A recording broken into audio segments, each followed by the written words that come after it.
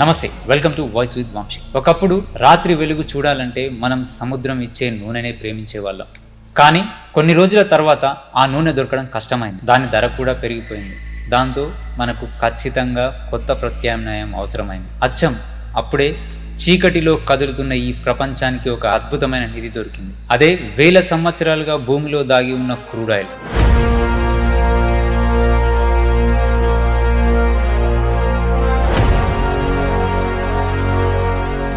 మొదట్లో చాలామంది ఈ నల్లని నూనెను చూసి పనికిరాని నిధి అని భావించారు.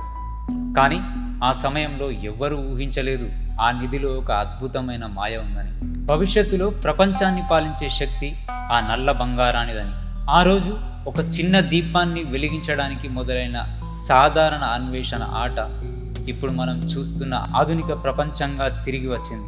అంతేకాదు, రోడ్లపై పరిగెత్తే కార్లు మాత్రమే కాదు, ఆకాశంలో ఎగిరే విమానాలు కూడా ఇవన్నీ ఈ రోజు జీవించి ఉండటానికి కారణం అదే. ఈ వీడియో ఈ అద్భుతమైన క్రూడ్ ఆయిల్ నిజానికి భూమిలో ఎలా పుడుతుంది, ఎలా మన దగ్గరకు చేరుతుంది అని చూపించే ఒక ప్రయత్నం. ఈ రోజు ప్రపంచం మొత్తం ఒక్కసారిగా ఆగిపోవాలంటే ఎవరైనా వచ్చి మనతో యుద్ధం చేయాల్సిన అవసరం లేదు, లేదా ఎలాంటి ప్రకృతి విపత్తి జరగాల్సిన అవసరం లేదు. సింపుల్గా మన భూమిలో దాగి ఉన్న ఆ నల్లని నూనె అంటే క్రూడ్ ఆయిల్ ఆగిపోతే చాలు. ఈరోజు మనం వాడే కార్లు, పైన ఎగిరే విమానాలు, మన చేతిలో ఉన్న ఫోన్లు కూడా ఈ క్రూడ్ ఆయిల్ సహాయం లేకపోతే బొమ్మల్లా మిగిలిపోతాయి. అలాగే ఈ క్రూడ్ ఆయిల్ ఈరోజు ప్రపంచాన్ని నాశనం కూడా చేస్తుంది. మరి మనిషి ఈ నల్ల బంగారాన్ని మొదటిసారి ఎలా కనుగొన్నాడు? కేవలం వెలుగు కోసమే మొదలైన ఈ అన్వేషణ ఆట ప్రపంచపు విధిని ఎలా మార్చింది? ఆ రోజు నూనెను బయటకు తీయడానికి వేసిన ఒక్క అడుగు ఈ మానవ చరిత్రనే ఎలా శాశ్వతంగా మార్చింది? ఈ అద్భుతమైన విషయాలన్నీ ఈ వీడియోలో తెలుసుకోబోతున్నాం. ఇది కేవలం సైన్స్ లేదా టెక్నాలజీ గురించి కాదు, ఇది మనిషి భవిష్యత్తును మార్చిన ఒక గొప్ప రహస్యం గురించి. ఇక ఆలస్యం లేకుండా ఆ వీడియోలోకి వెళ్ళిపోదాం. నిజానికి ఈ కథ నిన్న మొన్నటి నుంచి మొదలు కాలేదు. కొన్ని మిలియన్ సంవత్సరాల క్రితం మనుషులు భూమిపై పుట్టక ముందుకే మన సముద్రాల్లో చిన్న మొక్కలు, జంతువులు ఉండేవి. అవి చనిపోయిన తర్వాత సముద్రం అడుగున చేరాయి. వాటి మీద ఇసుక, మట్టి పేరుకుపోయి భూమిలో వేడి, ఒత్తిడి వల్ల ఆ చనిపోయిన జీవులు నెమ్మదిగా నల్లని ద్రవంగా మారిపోయాయి. అదే మనం ఈరోజు వాడుతున్న క్రూడ్ ఆయిల్. అంటే లక్షల సంవత్సరాలుగా నిశ్శబ్దంగా సాగుతున్న ఒక ప్రక్రియ అది. ఇలా భూమిలో ఉన్న ఈ నూనె కొన్నిసార్లు కొన్ని రంధ్రాల ద్వారా పైకి వస్తుంది. ఇలా భూమిపైకి వచ్చినా కూడా అవి పూర్వీకులు ఆ నల్లని ద్రవాన్ని చూసి భయపడలేదు.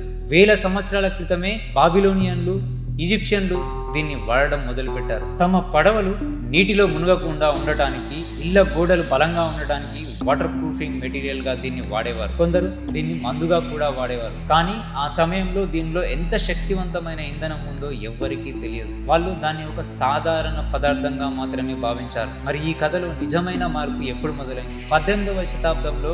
ఆ సమయంలో ప్రపంచం చాలా వేగంగా అభివృద్ధి చెందుతుంది. కొత్త ఫ్యాక్టరీలు వస్తున్నాయి, ఆర్థిక వ్యవస్థ వేగంగా పెరుగుతోంది. రాత్రి వేళ పని చేయాలంటే, ఇంట్లో వెలుగు ఉండాలంటే దీపాలు తప్పనిసరిగా వెలగాలి. అందుకు ఆ సమయంలో వాడిన ఏకైక ఆధారం తిమింగలాల నూనె, అంటే సముద్రంలోని తిమింగలాల నుంచి తీసే నూనె. కానీ మనిషి అవసరాలు పెరిగే కొద్దీ తిమింగలాల వేట కూడా భయంకరంగా పెరిగింది.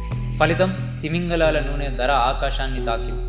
ఎవ్వరూ కొనలేని పరిస్థితికి వెళ్ళింది. దాంతో సాధారణ ప్రజలు రాత్రుల్లో చీకట్లోనే జీవించాల్సి వచ్చింది. దాంతో మనకు ఖచ్చితంగా మరో మార్గం కావాలి, అందరికీ సరిపోయే మంచి ప్రత్యామ్నాయం కోసం ప్రజలు పిచ్చి వలలా వెతకడం మొదలుపెట్టారు. అప్పుడు కొందరు శాస్త్రవేత్తలు భూమిపై తేలుతున్న నల్లని క్రూడ్ ఆయిల్ను గమనించారు. దాన్ని శుద్ధి చేస్తే దీపాలు వెలిగించడానికి అద్భుతమైన కిరోసిన్గా వాడవచ్చునని తెలిసింది. కానీ సమస్య ఏంటంటే అది భూమిపై చాలా తక్కువగా దొరుకుతుంది. అందరికీ సరిపడా నూనె కావాలంటే భూమి లోపలికి వెళ్ళి దాన్ని బయటకు తీయాలి. కానీ ఎలా? భూమిని తవ్వి నీటిని ఎలా తీస్తారో అందరికీ తెలుసు, కానీ నూనెని ఎలా తీస్తారు? ఇదే ప్రపంచ చరిత్రను మార్చిన ప్రశ్న, ఒక పెద్ద విప్లవానికి దారితీసిన సమస్య.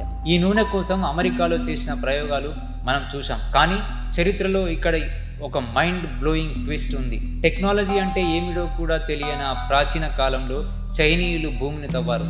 అవును, మీరు విన్నది నిజమే. స్టీల్ పైపులు కూడా లేని ఆ రోజుల్లో వాళ్ళు భూమిలో నుంచి ద్రవాన్ని బయటకు తీశారు. వాళ్ళు వాడిన ట్రిక్ తెలిస్తే నిజంగా షాక్ అవుతాం. నిజానికి మొదట వాళ్ళు ఈ నూనె కోసం వెతకలేదు. వాళ్ళ లక్ష్యం ఉప్పు నీరు. ఆ సమయంలో ఉప్పు చాలా ముఖ్యమైనది, అది దొరకడం కూడా కష్టమే. ఆ ఉప్పు నీటి కోసం వాళ్ళు భూమిని తవ్వడం మొదలుపెట్టారు. కానీ తవ్వడానికి పెద్ద పెద్ద పరికరాలు లేవు. అప్పుడు వాళ్ళ మెదడుకు ఒక అద్భుతమైన ఆలోచన వచ్చింది. వెదురు చెట్లను తీసుకొని వాటి చివర భారీ నల్లని కలప ముక్కను కట్టి ఉయ్యలలాగా చేసి భూమిపై బలంగా కొట్టడం మొదలుపెట్టారు. ఆ తర్వాత రోజు వాళ్ళు ఆ వెదురుని పైకి లాగి వదిలేశారు. ఇలా చేస్తూ దాదాపు 800 అడుగుల లోతు వరకు తవ్వారు. అంత లోతుకి వెళ్ళిన తర్వాత కొన్ని చోట్ల ఉప్పు నీటితో పాటు ఈ క్రూడ్ ఆయిల్, న్యాచురల్ గ్యాస్ కూడా దొరికాయి. వాళ్ళు భయపడలేదు, ఆ నూనెను వృధా చేయలేదు. వెదురుతో పైప్ లైన్లా తయారు చేసి గ్యాస్ను ఒక చోటికి తీసుకెళ్లారు. ఆ గ్యాస్కు నిప్పు పెట్టి ఆ మంటపై ఉప్పు నీటిని మరిగించి ఉప్పు తయారు చేశారు. అలాగే ఆ నూనెను దీపాలు వెలిగించడానికి వాడేవారు. అంటే పైప్ లైన్లు, డ్రిల్లింగ్ టెక్నాలజీ వంటి ఆలోచనలను చైనీయులు తమ తెలివితో చాలా ముందే ఉపయోగించారు. కానీ అది ప్రపంచాన్ని మార్చే గొప్ప ఇండస్ట్రీ అవుతుందని వాళ్ళు ఊహించలేదు. ఆ తర్వాత భూమిని తవ్వి నూనె తీయాలనే ఆలోచన ప్రపంచానికి రావడానికి ఇంకొన్ని 100 సంవత్సరాలు పట్టింది. చైనీయుల ప్రయోగాల తర్వాత ప్రపంచానికి నిజమైన ఆయిల్ ఇండస్ట్రీ పరిచయం చేసింది అమెరికా. ఈ కథ ఎలా మొదలైంది? జార్జ్ బెస్సెల్ అనే ఒక లాయర్కు ఒక ఆలోచన వచ్చింది. భూమిపై దొరికే నూనెను శుద్ధి చేసి కిరోసిన్ తయారు చేస్తే చాలా లాభం వస్తుందని అతను భావించాడు. కానీ దానికి పెద్ద మొత్తంలో నూనె తీయాలి. ఆ బాధ్యతను అతను ఇది ఒక సాధారణ రైల్వే కండక్టర్కి అప్పగించాడు. అప్పటి వరకు ఎవరికీ అనుభవం లేదు, ఏం చేయాలో కూడా ఎవరికీ తెలియదు. ఇంజనీర్లు కూడా రాయిని తవ్వి నూనె తీయాలని మాత్రమే అనుకున్నారు. కానీ డ్రేక్ వెనక్కి తగ్గలేదు. అతను తవ్వడం మొదలుపెట్టాడు. కానీ అతను ఒక పెద్ద సమస్య ఎదుర్కొన్నాడు. భూమిని తవ్వుతుంటే మట్టి, నీరు బావిలోకి జారి మళ్ళీ పూడ్చేసేది. ఎంత తవ్వినా ఉపయోగం లేకుండా పోయింది. అప్పుడు అతనికి ఒక ఆలోచన వచ్చింది. ఒక పెద్ద ఇనుప పైప్ తీసుకొని బావిలో పెట్టాడు. పైప్ ఉండడంతో బావి పూడిపోవడానికి అవకాశం లేకుండా పోయింది. ఆ చిన్న ఆలోచనే అప్పట్లో ఒక పెద్ద విజయమైంది. ఆధునిక డ్రిల్లింగ్ టెక్నాలజీకి పునాది అయింది. 1 నెల తర్వాత ఈ ప్రాజెక్ట్ ప్రారంభించిన కంపెనీ ఆశలు వదిలేసింది. ప్రాజెక్ట్ ఆపేయాలని లేఖ రాసింది. డ్రేక్ దగ్గర డబ్బులు కూడా అయిపోయాయి. తన సొంత డబ్బు కూడా పెట్టేశాడు. డ్రిల్ ఒక పెద్ద రాయిని తాకి విరిగిపోయి బావిలో పడిపోయింది. డ్రిల్ లేకపోవడంతో ప్రాజెక్ట్ ఆపేసి ఇంటికి వెళ్ళిపోయారు. కానీ మరుసటి రోజు ఉదయం ఆ పైప్ నిండా నల్లని నూనె కనిపించింది. అదే క్రూడ్ ఆయిల్. చరిత్రలో మొదటిసారి ఒక మనిషి తన చేతుల భూమిలో నుంచి ఆ నల్ల బంగారాన్ని బయటకు తీశాడు. ఆ క్షణం ప్రపంచపు విధిని శాశ్వతంగా మార్చేసింది. ఆ చిన్న గ్రామంలో నూనె దొరికిందన్న వార్త మంటల్లా వ్యాపించింది. వేలాది మంది అక్కడికి చేరుకున్నారు. నల్ల బంగారం దొరికిన చోట్లన్నీ తవ్వడం మొదలుపెట్టారు. డబ్బు, వ్యాపారం అన్నీ నల్లని నూనెతోనే నిండిపోయాయి. మొదట కనిపెట్టిన ఆ చిన్న ఆయిల్ వెల్ చిన్న చిచ్చుబుడ్డి మాత్రమే. దాని తర్వాత భారీ అగ్నిపర్వతం పేలినట్టయింది. దాన్నే మనం ఆయిల్ బూమ్ అంటాం. పెన్సిల్వేనియాలో నల్ల బంగారం దొరికిన చోట్లన్నీ ప్రజలు తవ్వడం మొదలుపెట్టారు. ఆ నల్ల బంగారం వల్ల గ్రామాల్లో జనాభా పెరిగిపోయింది. రైతులు తమ పొలాలు వదిలేసి డ్రిల్లింగ్ చేయడం మొదలుపెట్టారు. కానీ అసలు సినిమా 1901లో మొదలైంది. టెక్సాస్లోని స్పిండిల్ టాప్ అనే చోట ఊహించని అద్భుతం జరిగింది. క్రూడ్ ఆయిల్ ఒక ఫౌంటైన్లా 100 అడుగుల ఎత్తు వరకు ఎగిసింది. ప్రపంచం మొత్తం షాక్ అయింది. అప్పటి వరకు నూనె కొద్ది చోట్ల మాత్రమే దొరికిందని ప్రజలు అనుకున్నారు. చరిత్రలో ఇక్కడ ఇంకో మైండ్ బ్లోయింగ్ ట్విస్ట్ ఉంది. థామస్ ఎడిసన్ బల్బ్ కనిపెట్టినప్పుడు కిరోసిన్ వాడకం తగ్గిపోతుందని, ఆయిల్ ఇండస్ట్రీ ఆగిపోతుందని అందరూ అనుకున్నారు. కానీ అదే సమయంలో హెన్రీ ఫోర్డ్ కార్లను మార్కెట్లోకి తీసుకువచ్చాడు. ఇంటర్నల్ కాంబషన్ ఇంజన్ కిరోసిన్ను అద్భుతమైన ఇంధనంగా మార్చింది. బల్బ్ కిరోసిన్ను చంపిందనుకున్న సమయంలో కారు వచ్చి దాన్ని మళ్ళీ బ్రతికించింది. అప్పటి వరకు రాత్రి దీపాలు వెలిగించడానికి మాత్రమే కిరోసిన్ వాడేవారు. ఇప్పుడు రైళ్లు, వాహనాలు అన్ని కిరోసిన్ ఆధారంగా నడపడం మొదలుపెట్టారు. ఈ గందరగోళంలో ఒక వ్యక్తి నిశ్శబ్దంగా తన సామ్రాజ్యాన్ని నిర్మించాడు. అతనే జాన్ డి రాక్ఫెల్లర్. అందరిలా భూమిని తవ్వి నూనె తీయలేదు. నూనె తీసిన వాళ్ళ దగ్గర నుంచి కొనుగోలు చేసి దాన్ని శుద్ధి చేసి కోట్ల రూపాయలు సంపాదించాడు. అతని కంపెనీ పేరు స్టాండర్డ్ ఆయిల్. రైల్వే కంపెనీలతో రహస్య ఒప్పందాలు చేసి తన నూనెను తక్కువ ఖర్చుతో రవాణా చేసేవాడు. స్టాండర్డ్ ఆయిల్ కంపెనీ అంత శక్తివంతమైంది. 90% ఆయిల్ రిఫైనింగ్ రాక్ఫెల్లర్ చేతుల్లోకి వెళ్ళిపోయింది. అది ఆపలేని శక్తిగా మారింది. అతను ప్రపంచంలోనే మొదటి బిలియనీర్ అయ్యాడు. ఒక దశలో అమెరికా ప్రభుత్వం కూడా అతనికి భయపడింది. సుప్రీంకోర్టు అతని కంపెనీని ముక్కలుగా విభజించింది. ఆ రోజు ఎక్సాన్ మొబిల్, చెవ్రాన్ వంటి ఆయిల్ బ్రాండ్లు రాక్ఫెల్లర్ సామ్రాజ్యపు ముక్కలే. ఒక వ్యాపారవేత్త అమెరికా ఆర్థిక వ్యవస్థను ఎలా పాలించాడో చూపించే గొప్ప ఉదాహరణ ఇది. ఈ ఆయిల్ వ్యసనం నెమ్మదిగా ప్రపంచమంతా వ్యాపించింది. ప్రత్యేకంగా ప్రపంచ యుద్ధాల సమయంలో ఎక్కువ ఆయిల్ ఉన్నవారే విజేతలని అందరూ అర్థం చేసుకున్నారు. ట్యాంకులు నడపడానికి, యుద్ధ విమానాలు ఎగరడానికి, నౌకలు కదలడానికి ఆయిల్ తప్పనిసరి అయింది. అప్పటి వరకు అరేబియా ఎడారిలో ఇసుక తప్ప మరొకటి లేదు. తినడానికి ఆహారం, తాగడానికి నీరు కూడా కష్టంగా ఉండేది. కానీ అక్కడ ప్రపంచాన్ని పాలించే గొప్ప సంపద దాగి ఉందని ఎవ్వరూ ఊహించలేదు. ప్రత్యేకంగా సౌదీ అరేబియాలో ఒక భారీ ఆయిల్ సముద్రం బయటపడింది. అప్పటి వరకు ఎడార్లలో తిరిగిన ప్రజలు రాత్రికి రాత్రే రోల్స్ రాయల్స్ కార్లలో తిరిగే స్థాయికి చేరుకున్నారు. ఆ తర్వాత మధ్యప్రాచ్య దేశాలు కలిసి ఓపీఈసీ అనే సంస్థను ఏర్పాటు చేశాయి. ఆ దేశాలు ఉత్పత్తి తగ్గిస్తే మన ఇండియాలో పెట్రోల్ ధరలు కూడా ఆకాశానికి తాకుతాయి. ఈ క్రూడ్ ఆయిల్ ప్రపంచాన్ని అభివృద్ధి చేసిన అదే సమయంలో నాశనం కూడా చేస్తుంది.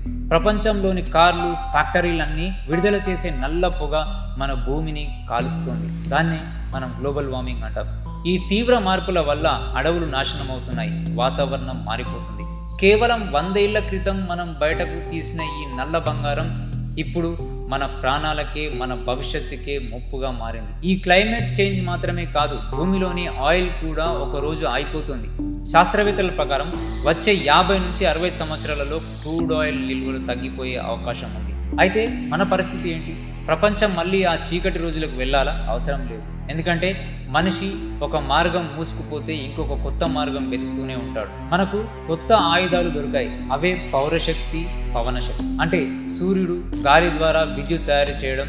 ఒకప్పుడు కేవలం పెట్రోల్, డీజిల్తో మాత్రమే నడిచే కార్లు ఇప్పుడు బ్యాటరీలతో నడుస్తున్నాయి. ఎలక్ట్రిక్ వాహనాలు చాలా వేగంగా మన రోడ్లపైకి వస్తున్నాయి. రాబోయే 10 ఏళ్లలో ప్రతి ఇంట్లో ఒక ఛార్జింగ్ స్టేషన్ ఉండొచ్చు. పర్యావరణాన్ని నాశనం చేసే రోజుల నుంచి మనం శుభ్రమైన భవిష్యత్తు వైపు చాలా వేగంగా కదులుతున్నాం. చివరిగా చిన్న జీవులు చనిపోయి పుట్టిన ఈ నల్ల బంగారం బయటకు వచ్చి ప్రపంచాన్నే మార్చేసింది. ఒక సాధారణ మనిషి చేసిన పిచ్చి ఆలోచన మనల్ని అంతరిక్షం వరకు తీసుకెళ్ళింది. ఈ క్రూడ్ ఆయిల్ కథ మనిషిని చీకటిలో నుంచి వెలుగుల్లోకి తీసుకువచ్చిన ప్రయాణం. ఆ క్రూడ్ ఆయిల్ గురించి మీ అభిప్రాయం ఏమిటి? ఇది మన ప్రపంచాన్ని ఎలా మార్చిందని మీరు అనుకుంటున్నారు? కామెంట్స్లో తెలియజేయండి. ఇలాంటి మరిన్ని సమాచార వీడియోల కోసం మా ఛానల్ని సబ్స్క్రైబ్ చేయండి, బెల్ ఐకాన్ను ప్రెస్ చేయండి. Thank you.